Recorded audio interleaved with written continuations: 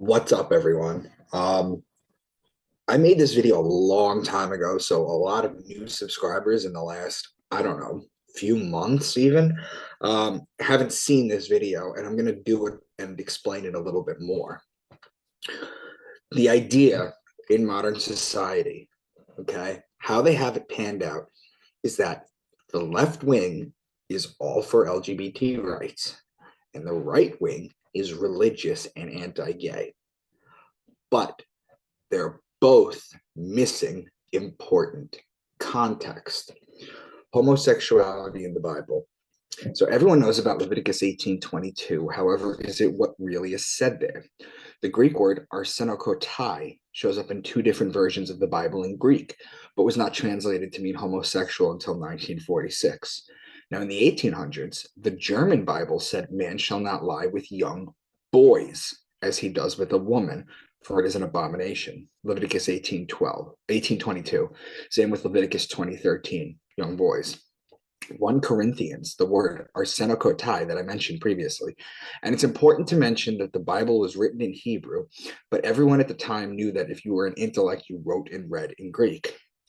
So 1 Corinthians becomes boy molesters will not inherit the kingdom of God.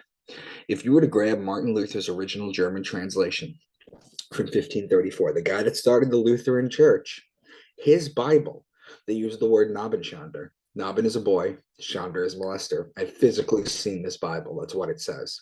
The first time homosexual appears in a German translation is in 1983. And you're all sitting there going, well, that's great, but who gives a shit about the Greeks? And who cares about the Germans, right? Well, for the Germans, I mean, that's kind of later on. So sure, I guess. I mean, this means a lot, but I guess it doesn't.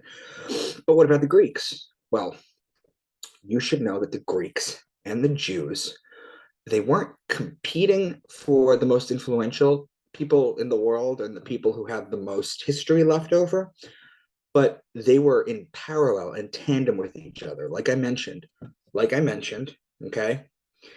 Um, excuse me. That everybody knew that if you were an intellect, you wrote and read in Greek. That's what it was. Now, if you've ever looked up something called Hellenistic Jews, look up that term. What you'll find is there's a sect of Jews who lived in Greece, who wrote and read in Greek. That's what they did. They were called Hellenistic Jews. And these people translated the Bible into Greek from the original Hebrew. And this is what they had.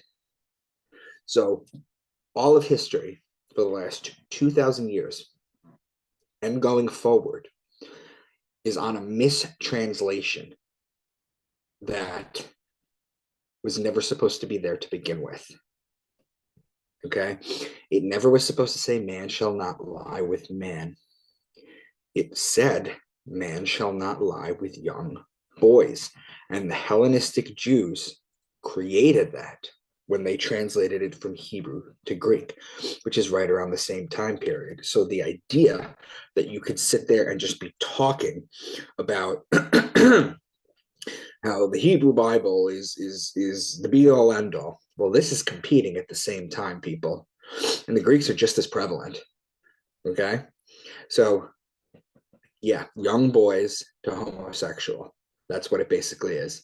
Now, a lot of people had the um, the wherewithal to get rid of the idea of getting rid of man shall not lie with young boys because that's what happened back in the day. That's what they used to do. Um, in Islam, there's a word for it. It's called boy play. And I forget what it is. It's at the tip of my tongue, but I forget what it is. Um, they had a lot to lose because this is part of the thing that they would do. So, just wanted to get that out there, is that the Bible, if you read it correctly, from the time that it was written, these Hellenistic Jews used the word arsenokotai. And it wasn't translated to mean homosexual until 1946. Feel free to do your research into this, guys. Just want to let you know is that when a Christian will sit there and say they believe in traditional marriage, Okay. They don't really know what they're talking about. Okay.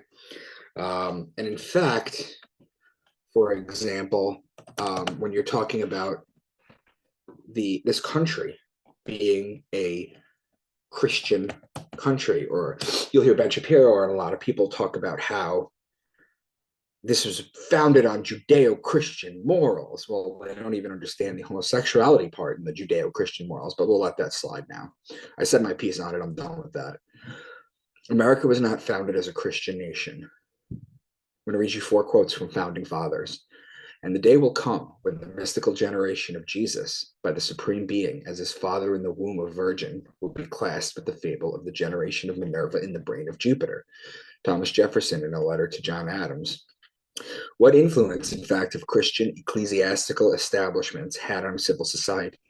Well, in many instances, they had been upholding the thrones of political tyranny. In no instance have they been sent as the guardians of the liberties of the people. That's James Madison. The purpose of separation of church and state, here you go, is to keep forever from these shores the ceaseless strife that has soaked the soil of Europe in blood for centuries. That's James Madison. And finally, Thomas Paine, okay, one of the founding fathers. The Christian religion is a parody on the worship of the sun, in which they put a man called Christ in the place of the sun and pay him the adoration originally paid to the sun. This country was never meant to be a Christian nation. This country was never meant to be a Judeo-Christian influenced nation. It was supposed to be separate. This is the proof. Okay. And when they come at you and tell you it's supposed to be a Judeo-Christian country, and then they tell you that homosexuality is banned in the Bible, now you know what to say to them. So I just wanted to thank you guys for listening. This is going to offend some people. I don't really give a shit because honestly, debunk it. That's all I got to say.